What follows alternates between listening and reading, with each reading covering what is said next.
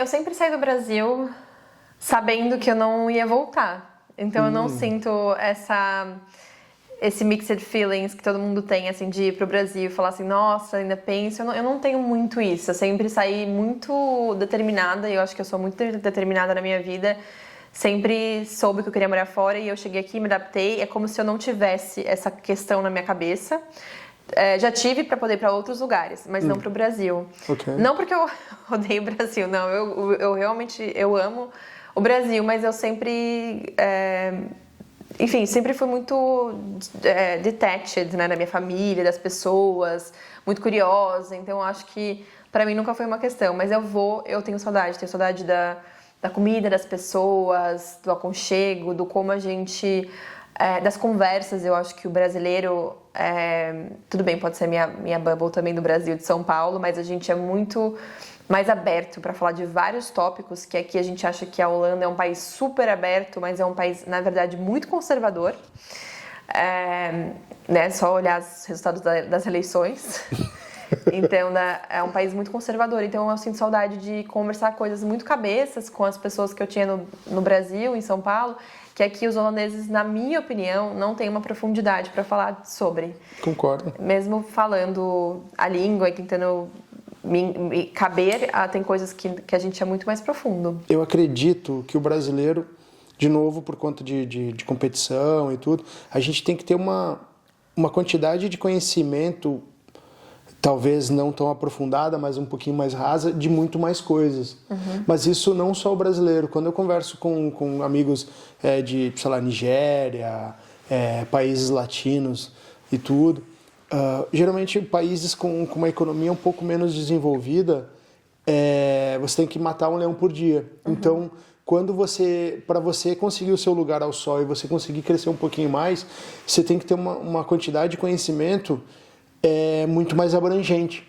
E aí quando você vai conversar com pessoas que cresceram num país muito mais estável e com uma educação um pouco mais direcionada, me parece que eles acabam tendo um conhecimento muito mais restrito. Agora, de repente, eles vão saber muito mais sobre assuntos específicos, muito mais do que nós. De repente, vão ser melhores em matemática, melhores em física, química e tudo. Mas quando você vai para um conhecimento mais abrangente e tudo, me parece que não, que eles não têm esse interesse, talvez. Eu acho que o que falta é um pouco de uma coisa meio social, assim, sabe? Eu acho que esse tato de você...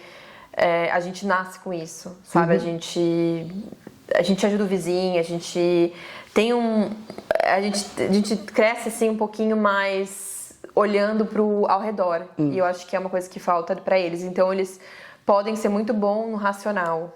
E eu acho que a gente é muito bom no emocional, porque eu acho que a gente olha o mundo por muitas lentes, né? Porque a gente vê muita coisa, né? A gente vê o rico ao pobre, a gente vê muito pobre, a gente vê muito rico e você tá em São Paulo só cruzando a marginal. E nem é só por isso, mas você cria uma empatia com a história das pessoas. Eu acho que aqui não se tem tempo, você não vê a vida das pessoas, né? Você é cada um na sua bolha. Então eu acho que o que falta pra mim o que eu acho que eles não têm é esse senso de empatia, essa questão de conhecer o mundo do jeito que... Sabe essas coisas de rua que a gente tem mesmo? Não sei nem como... Sabe? As coisas de crescer meio né, malicioso. Não é muito, eles são muito bobinhos, não sabem as coisas. E às vezes é ruim, porque falta um pouco de empatia aí. Inteligência social. Exato. Então, assim, essa questão de, tipo... A gente entra num lugar, a gente bate o olho, faz aquele scanner, assim, você consegue ter uma noção... A gente consegue ler de uma maneira completamente diferente. E eles não têm, eles são muito mais fechados. Fechados não, eles são muito mais limitados nesse aspecto. Mas aí, de novo, é aquela questão, é o instinto de sobrevivência do brasileiro de, será que este local ele vai me oferecer ameaça ou não? Será que essas pessoas vão me tratar bem ou não e tudo? Então tem tudo isso que aqui eles não têm essa necessidade. Você tá andando com o GPS aqui, o Google Maps te fala assim, você tem que ir naquela rua e dobrar à direita, mas aí você olha para frente e você, putz, mas essa rua tá meio escura. Será que eu vou? Tipo, eu ainda hoje, mesmo sendo, sei lá, professor de jiu-jitsu, não tendo grandes ameaças físicas, eu ainda assim, quando eu ando num lugar meio escuro, assim, ainda me dá aquele, será que eu vou? Não vou, mas agora, por já estar vários anos morando fora, ou aqui no caso, tranquilo, eu vou. Agora você imagina o contrário, imagina um gringo indo pro Brasil e confiando em todo mundo, chega aquele cara te abraçando, por mais que de repente a gente coloque isso numa conotação positiva, nós somos expostos a um estilo de vida que é muito maçante também. São mecanismos de defesa que a gente acaba desenvolvendo porque a gente tem medo de ser assaltado, ser roubado, ser passado para trás e tudo mais. Então eles confiam muito mais aqui, né? Sim. Mas eu acho que pelo lado positivo a gente cresce mais, como eu falei, empático, mais espertos, mais dando trabalho. Por isso que talvez quando a gente chega, o brasileiro chega aqui, a gente